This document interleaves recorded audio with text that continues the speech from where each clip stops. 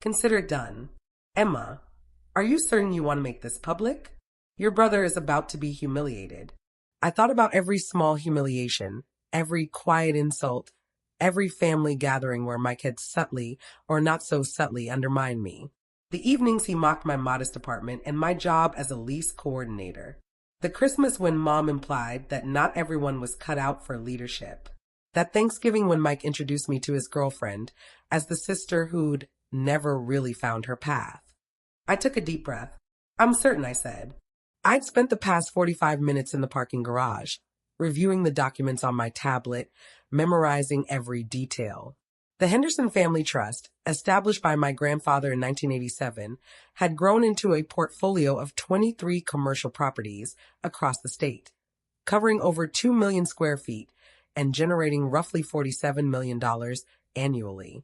My father had expanded it even further before his heart attack 5 years ago. His will had been explicit. The controlling interest would transfer to me on my 30th birthday, but only after I had spent at least 5 years learning the business from the ground up. Mike, who had been 24 when Dad passed, had assumed he would inherit the lion's share, or at least equal control. What he hadn't realized was that Dad had been watching him closely in those intervening years. He'd seen Mike chase flashy deals and contacts while neglecting the fundamentals. He'd witnessed Mike's arrogance toward vendors, his impatience with tenants, even the time he tried to evict someone days before Christmas without understanding their circumstances.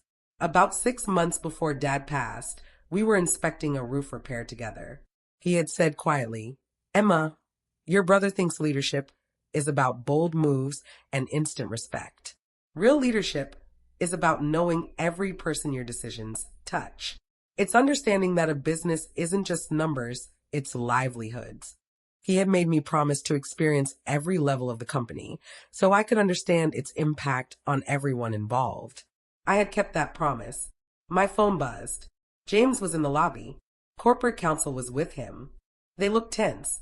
I slid out of the car, calm in a way that surprised me, and headed toward the elevator.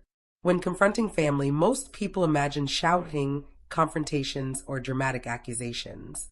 I had learned from years of tenant disputes that quiet confidence wielded far more power. The elevator doors opened onto the executive floor. James stood near the reception desk with a thin man wearing wire-rimmed glasses, Arthur Chin, corporate counsel for the board. Both of them regarded me with a mix of concern and something like respect. "Miss Henderson," Arthur said, extending his hand, "I've reviewed all the documents Mr. Crawford provided. I want to apologize for any confusion regarding today's meeting. I understand. Is the board still in session?" "They're in deliberations. The vote is scheduled to start in about 12 minutes. Then let's not waste any time." We walked down the hallway toward the main conference room. Through the glass walls, I could see the board seated around the massive oak table. Mike, at the head, was gesturing passionately, Mom sitting beside him, nodding along. Neither had a clue about what was coming. Arthur knocked once, then opened the door. "Pardon the interruption," Mike began, but froze when he saw me. "What is Emma doing here? I thought this meeting was for decision makers only." Richard Thornton, seated near the center, stood. "Miss Henderson, thank you for joining us. Please take my seat." "That won't be necessary. This will be brief." I set my bag down on the credenza and scanned the room. Most of the board were familiar faces, longtime associates of my grandfather and father, along with some newer members Mike had recently appointed. Mike's glare was barely contained. "Emma, this is inappropriate. We're about to vote on the Westfield merger." "Yes, I know. And I'm aware it's board business. If this is about scheduling or a tenant issue, we can discuss that tomorrow," Mike snapped. "I'm not here for that," I said. James stepped forward, opening a leather portfolio. "Members of the board," he began. "My name is James Crawford. I am corporate counsel for the Henderson Family Trust and personal attorney to Miss Emma Henderson. I am here to clarify critical misunderstandings about authority and approval regarding the proposed Westfield merger." Mom spoke up, her voice steady but tight with irritation. "James, thank you, but Michael has full proxy authority for the family business. It's already documented." "No, Mrs. Henderson, he does not." James distributed packets to each board member. These contain the complete structure of the Henderson Family Trust: shared distribution, voting rights, and approval authority. Mike's face changed as he flipped through his copy, slowly draining of color. According to the trust documents executed by the late Robert Henderson and upheld after James Henderson Sr.'s death, controlling interest, 73% of all shares in Henderson and Associates transferred to Ms. Emma Henderson on her 30th birthday, 13 months ago. Dorothy Mills, an older board member who had known my grandfather, raised her eyebrows sharply. 73%. Yes, ma'am. Michael holds 12%. Patricia holds 12%, and the remaining 3% is held in minor educational trusts for other family members. Mike's knuckles were white on the edge of the table. This is absurd. I'm Chief Strategy Officer. I've been running strategic initiatives for 3 years. I had been waiting in the lobby of Henderson and Associates for nearly 20 minutes when Mike strode past, not so much as glancing in my direction. Our mother was beside him, her arm casually looped through his, both of them clad in matching navy suits that practically screamed executives in charge. They swept past the reception desk with the air of ownership. Funny, considering I was the one who actually did. Emma, the receptionist, gave me an apologetic glance. Mr. Henderson said today's board meeting is for primary stakeholders only. He mentioned you'd understand. I set my coffee down, giving her a calm smile. Of course, not a problem. Mike paused at the elevator, phone pressed to his ear, nodding seriously at whatever he was being told. Mom, meanwhile, adjusted her Hermes scarf in the reflection of the elevator doors. Neither of them gave me a second look. Emma leaned closer, her voice soft. I'm sorry. I know you work here. I mean, it's fine, really. I stood, gathering my bag. Don't worry. I have plenty of other matters to attend to today. What I didn't share was that I had seen this coming. Mike had been building up his delusions for months, convinced that his Wharton MBA and 3 years as Chief Strategy Officer somehow made him the rightful leader of our family's real estate empire. Titles were easy to flaunt. Reality, however, was different. Mike ran 2 strip malls and excelled at schmoozing at networking events. I, on the other hand, had immersed myself in the business from the ground up, 5 years of hands-on experience across every division.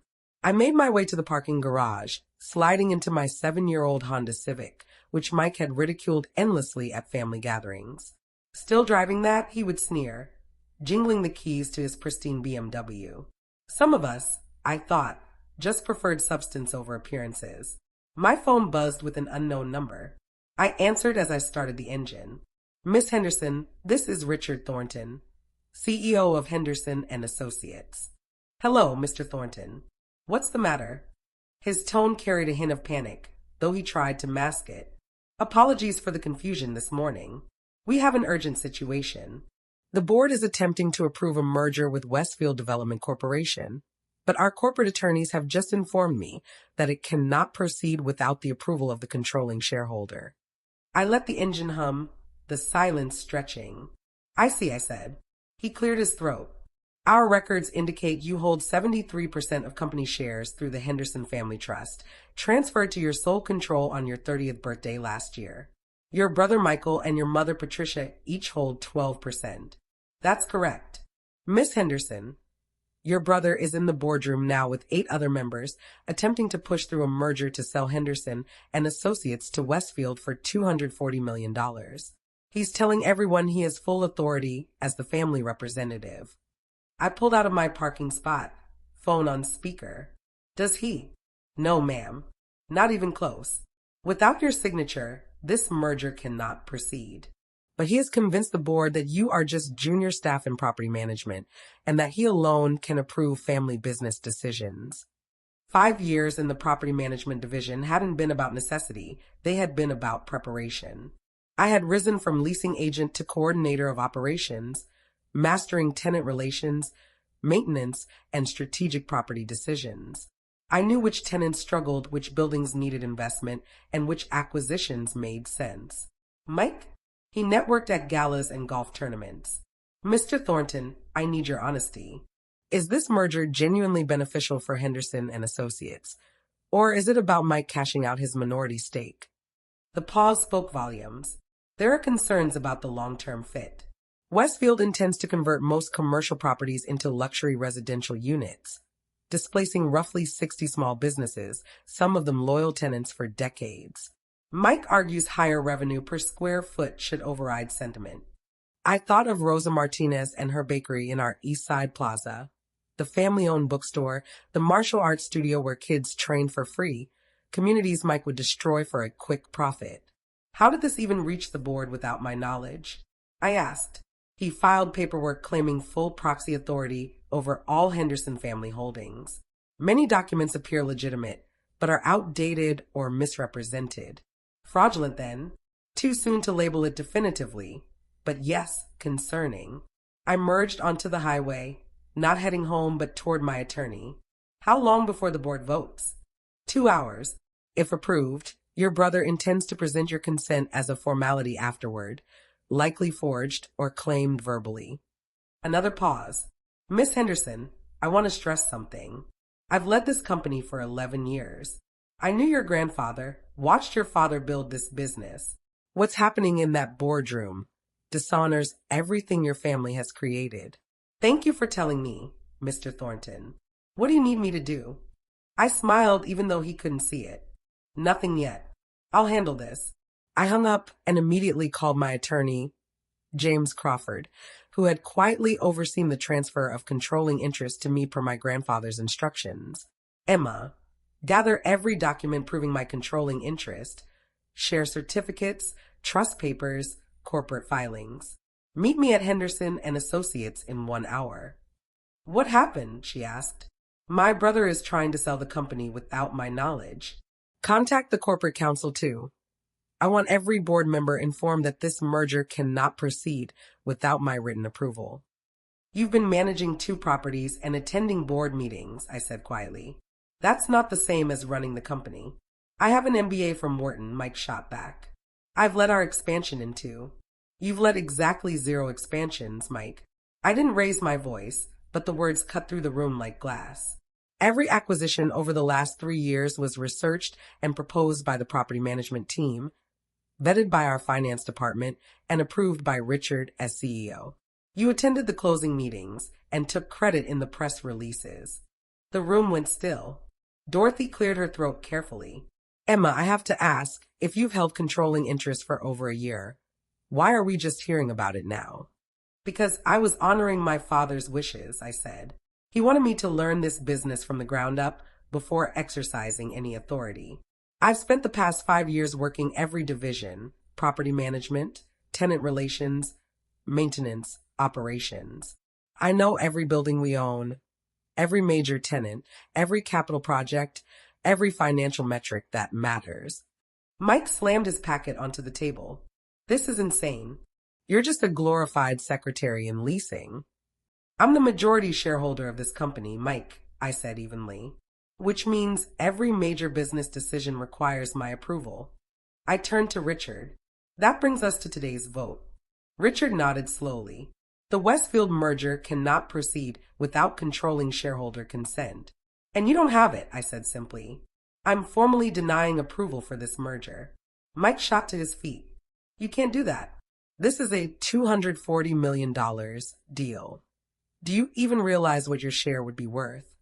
Approximately $175 million, I replied. Yes, I'm aware. Then why? Because this merger would displace 60 small businesses, I interrupted. 60 families who've built their livelihoods in our properties, some for more than 20 years. Westfield's plan is to convert everything into luxury residential units, maximize short-term profit, and destroy the community my grandfather and father spent decades building. Emma, darling, my mother said carefully, I think you're being emotional. Business requires hard decisions.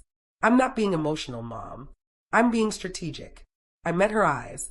Henderson and Associates has a 97% tenant retention rate. That's nearly unheard of in commercial real estate. We maintain that because we treat tenants as partners, not revenue streams. That stability lets us charge slightly lower rates while staying fully occupied. Steady, sustainable revenue instead of the boom and bust cycle of luxury development. I tapped my tablet and projected a report. I've analyzed Westfield's business model. They've completed 17 similar acquisitions in the last 5 years. 12 of those properties now show significant vacancy due to market oversaturation. 4 are in financial distress. 1 is facing bankruptcy proceedings. Arthur leaned forward, scanning the data. How long have you been working on this? Since Mike first mentioned Westfield 4 months ago, I said. I've reviewed every public filing, financial statement, and market analysis available. The numbers are clear. This merger offers a short-term windfall followed by long-term value destruction. Dorothy nodded slowly, flipping through the pages. Emma, this is impressive. It's necessary, I said. Henderson and Associates isn't just a company. It's a legacy. My grandfather started with a single building in 1987. My father grew it into something that supports hundreds of businesses and thousands of jobs. I won't destroy that for a quick payout. Mike's face flushed red. You don't have the authority to make this decision alone. Actually, I do, I said calmly. 73% controlling interest means exactly that, control. I looked around the room. I understand my brother has been representing himself as the family authority in business matters. That ends today. From this point forward, any major corporate action, mergers, acquisitions, significant capital expenditures, or leadership changes will require my written approval. Richard stood, his expression solemn. Miss Henderson, on behalf of the board, I apologize for allowing this to proceed without proper verification of your authority. That's my oversight as CEO. I appreciate that, Richard, I said. And to be clear, I'm not here to micromanage. I trust the work this board is doing. I just need to ensure our decisions align with the values this company was built on. A younger board member, one Mike had appointed last year, spoke up hesitantly. Ms. Henderson, with all due respect, refusing a $240 million merger based on tenant sentiment seems like poor business judgment. I smiled slightly. I'm not refusing based on sentiment. I'm refusing based on analysis that proves Westfield's model is unsustainable and would erode long-term value beyond any short-term gain. But I appreciate your concern. I changed the slide. Here's my alternative. A targeted acquisition strategy expanding our commercial portfolio in underserved markets. It keeps our tenant-first philosophy intact and generates steady, predictable growth. I've already identified 8 properties that fit our criteria. Combined acquisition cost of about $67 million with a projected annual revenue increase of $8.3 million. The board members exchanged looks. The silence this time felt different, measured, thoughtful. For the first time that day, I saw respect flicker in their eyes. Dorothy examined the presentation with a kind of measured fascination, her eyes flicking across each slide as though absorbing the layers of strategy beneath the numbers. This is exceptionally detailed work, Emma. I allowed myself a small smile. I've had 5 years to prepare. I wasn't merely filing lease agreements or coordinating maintenance schedules. I was observing, studying every intricate facet of this business, preparing for the moment I'd have to step into true leadership. Mike's voice came out strained, almost cracking under the weight of disbelief. You've been planning this to humiliate me? In front of the entire board? No, Mike, I said calmly. I've been planning to honor our father's legacy and safeguard the company he built from the ground up. The humiliation is your own creation. I closed my tablet softly, meeting his gaze without flinching. For 5 years, you told everyone I was just junior staff. You blocked me from meetings, dismissed my ideas, and reduced my career to the punchline of your jokes. While you were busy performing for attention, I was busy learning, understanding this company at a depth you never even attempted to reach. Mother reached out, placing a hand on his arm. Emma, your brother has worked very hard. I inclined my head slightly. Mike has worked, but there's a difference between activity and achievement, Mother. I turned toward Richard, our senior operations director. Richard, I'd like to schedule a full strategy session next week. Include department heads from property management, finance, and operations. We'll be discussing the upcoming acquisition strategy in proper detail. Of course, Miss Henderson, Richard replied with a tone of newfound respect. One more thing, I continued, my voice steady but decisive. It's time we reconsider the chief strategy officer position. If Mike wishes to remain with the company, we can find a role that actually reflects his skills, perhaps something in business development or tenant relations. It might be time he learned the fundamentals he's been skipping. The sound of his chair scraping the floor broke the silence. I'm not taking a demotion from my own sister. You're taking a reality check, I replied evenly from the majority shareholder of this corporation. You can stay and learn, or you can leave and cash out your 12%. Either way, the era of pretending is over. The room went utterly still. Mike snatched his jacket from the chair and stormed out. Mother hesitated at the doorway, glancing back at me with a look that was equal parts anger, disbelief, and, somewhere deep down, respect. When the door finally closed, Dorothy exhaled a quiet laugh. It started softly, then grew warm and knowing. Your grandfather would have loved this, she said. James Sr. knew exactly what he was doing when he created that trust structure. He did, I said.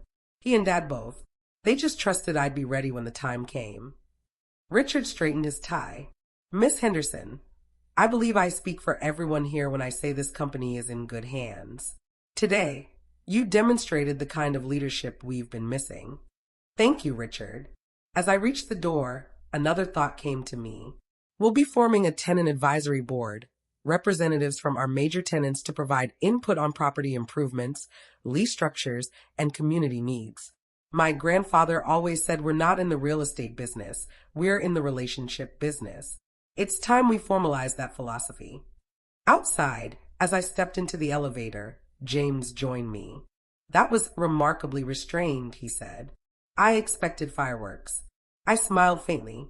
Drama isn't leadership. Dad taught me that. My phone buzzed. A text from Mike. This isn't over. I tucked the phone away. It was over. It had been over the moment Grandfather's will was executed. The moment Father's trust documents were finalized. I'd spent years preparing while Mike coasted on ego. Now the truth was undeniable.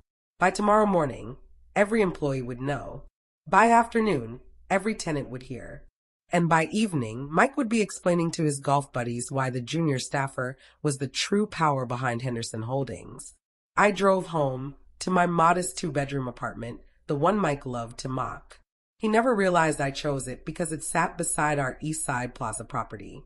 I liked being close to the people who kept this company alive. Perhaps I'd move one day, I thought. Majority shareholders were expected to maintain appearances.